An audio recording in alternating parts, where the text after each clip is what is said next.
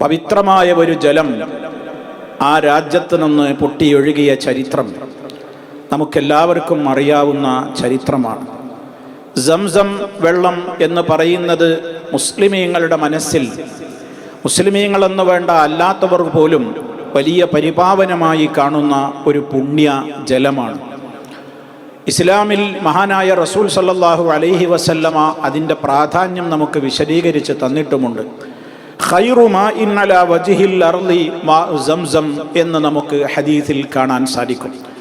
ഭൂമി ലോകത്തുള്ള ജലങ്ങളിൽ ഏറ്റവും ഉത്തമമായ ജലമാണ് സംസം ജലം എന്ന് റസൂലുള്ളാഹി സ്വല്ലല്ലാഹു അലൈഹി വസല്ലം നമുക്ക് പഠിപ്പിച്ചു തന്നിരിക്കുകയാണ്. അതിൻ്റെ ഉത്ഭവ ചരിത്രം നമ്മൾ വിശദമായി പറയേണ്ടതില്ല. മഹദിയായ ഹാജറ റളിയല്ലാഹു തആല അൻഹയെയും കുഞ്ഞിനെയും ഇന്ന് വിശുദ്ധ കഅബാലയം സ്ഥിതി ചെയ്യുന്ന പ്രദേശത്ത് ഇബ്രാഹിം നബി അലൈഹി സ്വലാത്തു വസ്സലാം പാർപ്പിക്കുകയും ഇബ്രാഹിം നബി അവരെ അവിടെ ഒറ്റക്കാക്കി യാത്ര പോവുകയും ചെയ്ത ഒരു ചരിത്രമുണ്ട്. ശേഷം മഹദിയായ ഹാജറ ബീവിയും കൈക്കുഞ്ഞായ ഇസ്മായിലും അവിടെ അവരുടെ കയ്യിലുണ്ടായിരുന്ന വെള്ളവും ഭക്ഷണവുമൊക്കെ കുടിച്ചും കഴിച്ചും ദിവസങ്ങൾ തള്ളി നീക്കി. എന്നാൽ ഉള്ള വെള്ളം തീർന്ന് കുഞ്ഞ് വാവിട്ട് നിലവിളിക്കാൻ തുടങ്ങി. ഹാജറ ബീവിയുടെ സ്തനത്തിൽ പാല് വരെ വറ്റി. അവർക്ക് കുടിക്കാനും ഒന്നിനും വെള്ളമില്ലാതെ കഷ്ടപ്പെട്ട് കുഞ്ഞ് വാവിട്ട് നിലവിളിക്കുന്ന ആ ഒരു സങ്കടകരമായ സാഹചര്യത്തിൽ ഉമ്മ ഈ കുഞ്ഞിന് വെള്ളം കിട്ടുവാൻ എവിടെയെങ്കിലും ആരെങ്കിലും കാണുന്നുണ്ടോ എന്ന് നോക്കാൻ വേണ്ടി തൊട്ടടുത്തുള്ള സഫാമലയിലും മർവാമലയിലും മാറി മാറി നെട്ടോട്ടം നടത്തിയ ചരിത്രമാണ് സംസമിൻ്റെ ചരിത്രം. അങ്ങനെ 7ഓളം തവണ അങ്ങനെ മാറി മാറി ഓട്ടം നടത്തി മർവയിലെത്തിയപ്പോൾ ഒരു ശബ്ദം കേൾക്കുകയാണ്. ആ ശബ്ദം കേട്ട ഭാഗത്തേക്ക് കാതോർക്കുകയാണ് മഹദിയായ ഉമ്മ ഹാജറ റളിയല്ലാഹു അൻഹ. വീണ്ടും ശബ്ദം കേട്ടപ്പോൾ വീണ്ടും അങ്ങോട്ട് കാതോർത്തിട്ട് പറഞ്ഞു, നിന്റെ അടുക്കൽ വല്ല സഹായവുമുണ്ടെങ്കിൽ സഹായിക്കുക എന്ന്. ആരാണ് എന്താണ് എന്നൊന്നും മനസ്സിലായിട്ടില്ല. ശബ്ദം കേട്ട ഭാഗത്തേക്ക് തിരിഞ്ഞു പറഞ്ഞു. അപ്പോൾ അങ്ങോട്ട് നോക്കുമ്പോൾ ജിബ്രീൽ അലൈഹിസ്സലാത്തു വസ്സലാം തൻ്റെ ചിറക് കൊണ്ട്, അതല്ലെങ്കിൽ തൻ്റെ കാൽപാദം കൊണ്ട് മണ്ണിൽ ചെറുതായി ഒന്ന് കുഴിച്ചു. അപ്പോഴേക്കും അവിടെ നീരുറവ പൊട്ടി ഒഴുകുന്ന കാഴ്ചയാണ് ഉമ്മ കാണുന്നത്. അവിടെ ചെന്ന് ആ വെള്ളം ഒഴുക്ക് പരക്കുന്നത് തടഞ്ഞു നിർത്തി. അങ്ങനെ സംസം അതിനെ ആ നിലക്ക് മഹദി തന്നെ പേർ വിളിച്ച് ആ മഹനീയമായ ജലത്തിൻ്റെ ഉത്ഭവം അതായിരുന്നു എന്ന് ഇസ്ലാമിക ചരിത്രം അറിയാവുന്ന എല്ലാ ആളുകൾക്കും അറിയാം. ഏറെ അന്ന് മുതൽ ഇന്ന് വരെ ഏറെ പ്രാധാന്യത്തോടുകൂടെ നിലനിൽക്കുന്ന ആ ഒരു മഹത്തായ സംസം വെള്ളം, അതിൻ്റെ ഒരുപാട് അത്ഭുതങ്ങൾ ഇന്ന് ശാസ്ത്ര ലോകത്തെ പോലും അമ്പരപ്പിച്ചുകൊണ്ടിരിക്കുകയാണ്. തീർത്താൽ തീരാത്തത്ര ജലത്തിൻ്റെ പ്രവാഹമാണ് അതിൻ്റെ അകത്ത് നടന്നുകൊണ്ടിരിക്കുന്നത്. നമുക്കൊക്കെ അറിയാം, നമ്മുടെയൊക്കെ വീട്ടിൽ ഒരു ഫംഗ്ഷൻ ഉണ്ടായെങ്കിൽ, ഒരു കല്യാണമോ മറ്റേതെങ്കിലും കാര്യങ്ങളോ നടന്നാൽ കിണറിലുള്ള വെള്ളം എടുത്താൽ പിന്നെ അപ്പുറത്തെ കിണറ്റിൽ നിന്ന് വെള്ളം കൊണ്ടുവരേണ്ട അവസ്ഥയാണ് ഉണ്ടാവുക. എന്നാൽ നിങ്ങൾ ആലോചിച്ചു നോക്കൂ, ആ ഒരു സംസം ജലത്തിൻ്റെ ഉത്ഭവം ആരംഭിച്ചത് മുതൽ അതെ ഇന്നും അവിടെ ഒരു സെക്കൻഡിൽ 80 ലിറ്റർ വെള്ളം കിണറിൽ നിന്ന് പുറത്തെത്തുന്നുണ്ട് എന്നാണ്. 80 ലിറ്റർ വെള്ളം ഒരു സെക്കൻഡിൽ, ഒരു ഞൊടിയിടെയുള്ള ഒരു സെക്കൻഡ്, അപ്പോഴേക്ക് 80 ലിറ്റർ വെള്ളമാണ് കിണറ്റിൽ നിന്ന് പമ്പ് ചെയ്യപ്പെടുന്നത് എന്നാണ്. ദിവസേന 7 ലക്ഷത്തോളം ലിറ്റർ വെള്ളം ഹറമിൽ മാത്രം ഉപയോഗിക്കുന്നുണ്ട് എന്നാണ്. ദിവസം 7 ലക്ഷം ലിറ്റർ വെള്ളം. ഹജ്ജിൻ്റെ സീസൺ ആകുമ്പോൾ ഇത് 20 ലക്ഷത്തോളം എത്തുന്ന പറയുന്നത്. ഇപ്പം ഈ സീസണിൽ ഒരു ദിവസം ഹറമിൽ കുടിക്കാനും മറ്റു കാര്യങ്ങൾക്കും ഉപയോഗപ്പെടുത്തുന്ന 20 ലക്ഷത്തോളം ലിറ്റർ വെള്ളമാണ് എന്നാണ്. അതിലപ്പുറമല്ലാതെ കുറയൂല. മാത്രമല്ല, മക്കയിൽ നിന്ന് മദീനയിലേക്ക്, മദീന ഹറമിലേക്ക് ദിവസവും 1.5 ലക്ഷം ലിറ്റർ കൊണ്ടുപോകുന്നുണ്ട്. അത് സീസൺ ആകുമ്പോൾ 4 ലക്ഷത്തോളമാണ് ദിനേന അങ്ങോട്ട് പമ്പ് ചെയ്ത് കൊണ്ടുപോകുന്നത്, എത്തിക്കുന്നത് എന്നാണ് കണക്കുകൾ അറിയിക്കുന്നത്. മാത്രമല്ല, മില്യൺ കണക്കിന് കപ്പുകളാണ്, ഡിസ്പോസിബിൾ കപ്പുകളാണ് ഹറമുകളിൽ സജ്ജീകരിച്ചിരിക്കുന്നത്. ഹാജിമാർക്ക് വയറ് നിറയെ മതി വരുവോളം കുടിക്കുവാൻ, അതേപോലെ ഉളൂ ചെയ്യുവാൻ ഹറമിൻ്റെ അകത്തും ആ രൂപത്തിൽ തന്നെയുള്ള സംവിധാനങ്ങളിൽ കാണുവാൻ സാധിക്കും. ലക്ഷക്കണക്കിന് വിശ്വാസികൾ അവരുടെ ഹജ്ജുകൾ കഴിഞ്ഞ് അവർ അവരുടെ നാടുകളിലേക്ക് മടങ്ങിപ്പോകുമ്പോൾ ഗാലൻ കണക്കിന് ക്യാനുകളിൽ അവർ എന്തു ചെയ്യുന്നു? സംസം അവരുടെ നാടുകളിലേക്ക് കൊണ്ടുപോവുകയും ചെയ്യുന്നുണ്ടോ. എന്നിട്ടും ഒരിക്കലും വറ്റാത്ത നീരുറവയായി അത് അവിടെ തന്നെ നിലനിൽക്കുകയാണ്.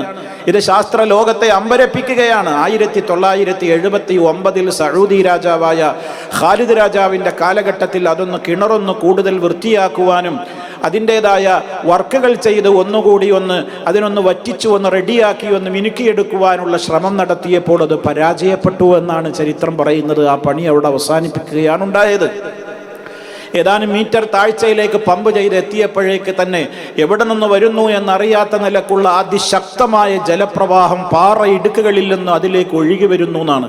എവിടുന്ന് വരുന്നു എന്നറിഞ്ഞുകൂടാ.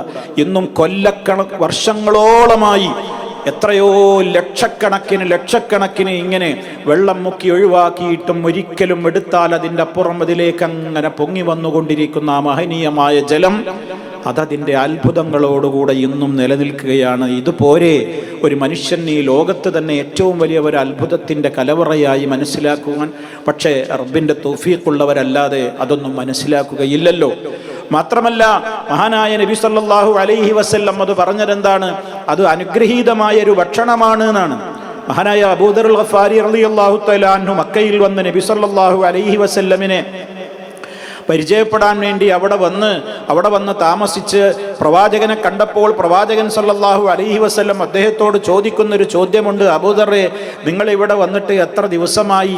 ഞാനൊരു മാസത്തോളമായി പ്രവാചകരെ, എന്നിട്ട് എന്താ നീ ഭക്ഷണം കഴിച്ചത് എന്ന് ചോദിക്കുമ്പോൾ മഹാൻ പറയുന്നുണ്ട്, ഞാൻ സംസം വെള്ളം മാത്രമാണ് കുടിച്ചത്.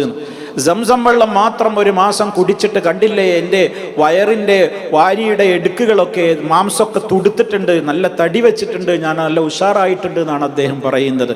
അത് പറഞ്ഞപ്പോൾ നബി സല്ലല്ലാഹു അലൈഹി വസല്ലം പറഞ്ഞു കൊടുത്തതാണ്, ഇന്നഹാ മുബാറക, ഈ സംസം വലിയ അനുഗ്രഹീതമായ ബറക്കത്തുള്ള വെള്ളമാണ്. ഇന്നഹാ തുആമു തുഅമിൻ, ഇന്നഹാ തുആമു തുഅമിൻ, അത് ഭക്ഷണം വേണ്ടവർക്ക് അതൊരു ഭക്ഷണമാണ്.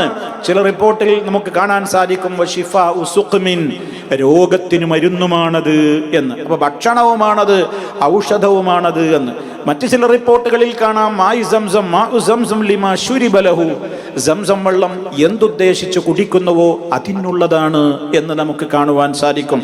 അതുകൊണ്ട് തന്നെ മഹാന്മാരായ പല സഹാബികളും പ്രഗത്ഭന്മാരായ ഉലമാക്കളുമൊക്കെ അവരുടെ പ്രത്യേകമായ പല ആവശ്യങ്ങളും പ്രാർത്ഥിച്ചുകൊണ്ട് സംസം കുടിക്കുകയും അവരുദ്ദേശിച്ച ഉദ്ദേശം അവരുടെ ജീവിതത്തിൽ നിറവേറിയത് അവരുടെ അനുഭവങ്ങളായിക്കൊണ്ട് രേഖപ്പെടുത്തിയത് എമ്പാടും ചരിത്രത്തിൽ നമുക്ക് കാണുവാനും സാധിക്കും.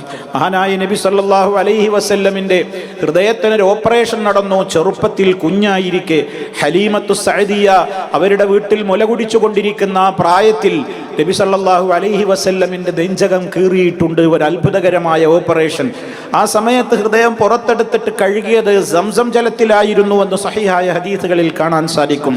അതേപോലെ അവിടുത്തേക്കുണ്ടായ അത്യത്ഭുതകരമായ വാനാരോഹണ യാത്ര ഇസ്രാ മിഅ്റാജിൻ്റെയും മുന്നോടിയായി പ്രവാചകനെ ആ യാത്രക്കൊരുക്കുന്നതിൻ്റെ മുമ്പ് അവിടുത്തെ നെഞ്ചകം കീറുകയും പ്രത്യേകമായ നിലക്ക് സംസം ജലം കൊണ്ട് അവിടം കഴുകി ശുദ്ധീകരിക്കുകയും പ്രത്യേകമായ നിലക്കുള്ള ഒരു പ്രവർത്തനം നടത്തുകയും ചെയ്തു എന്നും നമുക്ക് സഹിഹായ ഹദീസുകളിൽ കാണാൻ സാധിക്കും. അപ്പം എല്ലാ അർത്ഥത്തിലും പ്രത്യേകതകളുള്ള ഒരു ജലമാണ് സംസം എന്ന് നമുക്ക് മനസ്സിലാക്കേണ്ടതുണ്ട്. മാത്രമല്ല മഹാന്മാരായ സഹാബിമാർ ഇബ്നു അബ്ബാസ് റളിയല്ലാഹു അൻഹുവിൽ നിന്നുള്ള റിപ്പോർട്ടിലൊക്കെ കാണാൻ സാധിക്കും അദ്ദേഹം സംസം വെള്ളം കുടിക്കുന്ന നേരത്ത് ഇപ്രകാരം പ്രാർത്ഥിക്കാറുണ്ടായിരുന്നു എന്ന്.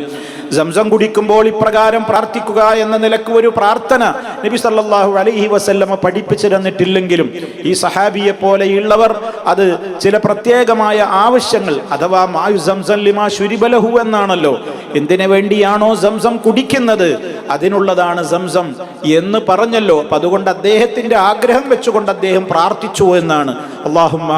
അല്ലാഹുവേ ഇന്നി അസ്അലുക ഇൽമൻ നാഫിഅ വറിസ്ഖൻ വാസിഅ വശിഫാഅൻ മിൻ കുല്ലി ദാഅ. മഹാനവറുകളുടെ പ്രാർത്ഥനയിൽ കാണാൻ സാധിക്കും, അല്ലാഹുവേ ഞാൻ നിന്നോട് ഉപകാരപ്രദമായ അറിവ് ചോദിക്കുന്നു. അത് ദുന്യാവിൻ്റെയും ആഖിറത്തിൻ്റെയും ഉപകാരപ്രദമായ അറിവ്. അപ്പോൾ ദുന്യവിയും ഉഖറവിയുമായ കാര്യങ്ങൾക്ക് വേണ്ടി സംസം കുടിക്കുന്ന നേരത്തെ നമ്മൾ പ്രാർത്ഥിക്കുകയാണ്. എന്താണോ നമ്മുടെ ഉദ്ദേശം ആ ഉദ്ദേശത്തിന് വേണ്ടി നമ്മൾ കുടിച്ചാൽ, അങ്ങനെ മഹാനവറുകളുടെ ദുആയിൽ കാണുന്നത് എന്താണ്? എനിക്ക് നാഫിആയ ഇൽമു തരണേ, വരിസ്ഖൻ വാസിഅ വിശാലമായ അറിവ് തരണേ, വശിഫാഅൻ മിൻ കുല്ലി ദാഇൻ സർവ്വരോഗങ്ങളിൽ നിന്നും ശിഫ തരണേ എന്ന്. പല ആളുകളും ഒരുപക്ഷെ സംശയിച്ചേക്കും, എന്നാൽ നമ്മൾ എത്രയായി ഇങ്ങനെ സംസം കുടിക്കുന്നു, എന്നിട്ടെന്താ നമുക്ക് ഉദ്ദേശമൊന്നും കിട്ടിയിട്ടില്ലല്ലോ. അത് ഓരോന്നും നിർവഹിക്കുന്ന ആളുകളുടെ ഈമാനികമായ ദാർഢ്യതയും അവരുടെ തഖ്വയുടെ മേന്മയും അവർക്ക് എത്രത്തോളം വിശ്വാസത്തോടുകൂടി ആ ഒരു അവസ്ഥയിലാണ് അവർ നിർവഹിക്കുന്നത് എന്നതിനനുസരിച്ചിരിക്കും. അവിടെയാണ് ഞാൻ നേരത്തെ പറഞ്ഞത്, പ്രഗത്ഭരായ പല വ്യക്തിത്വങ്ങളുടെയും ചരിത്ര ഗ്രന്ഥങ്ങളിൽ നമുക്ക് കാണുവാൻ സാധിക്കും. അവർക്ക് ഹിഫ്ള് നിലനിൽക്കുവാൻ വേണ്ടി, പരലോകത്തെ ദാഹശമനത്തിന് വേണ്ടി, രോഗശമനത്തിന് വേണ്ടി, അതുപോലെ തന്നെ വലിയ പണ്ഡിതനാകുവാൻ വേണ്ടി, ഇങ്ങനെയുള്ള പല പല ദുന്യവിയും മുഹറവിയുമായ കാര്യങ്ങൾക്ക് വേണ്ടി പ്രാർത്ഥിച്ചിട്ട് അതൊക്കെ നേടുവാൻ സാധിച്ചിട്ടുണ്ട്. പല രോഗങ്ങളിൽ നിന്നും മുക്തി നേടിയിട്ടുണ്ട് എന്നൊക്കെ രേഖപ്പെടുത്തിയിട്ടുണ്ട്. അതുകൊണ്ട് തന്നെ സഹോദരങ്ങളെ, ഏറെ പ്രാധാന്യമർഹിക്കുന്ന ഒരു കാര്യമാണത്, ഒരു ജലമാണത്. മഹദിയായ ഉമ്മ ആയിഷ റളിയല്ലാഹു തആല അൻഹ അവർ സംസം കൊണ്ടുപോയി അവരുടെ ഹജ്ജിന്റെ ശേഷമെന്നും അതുപോലെ തന്നെ നബി സല്ലല്ലാഹു അലൈഹി വസല്ലമും കൊണ്ടുപോയിരുന്നുവെന്നും രോഗികൾക്കും അതുപോലെ തന്നെ അവർക്ക് കുടിക്കാനും അവരുടെ ശരീരത്തിൽ കുടയാനുമൊക്കെ ഉപയോഗപ്പെടുത്തിയിരുന്നു സംസം എന്നുമൊക്കെ നമുക്ക് ചില റിപ്പോർട്ടുകളിൽ കാണുവാൻ സാധിക്കും.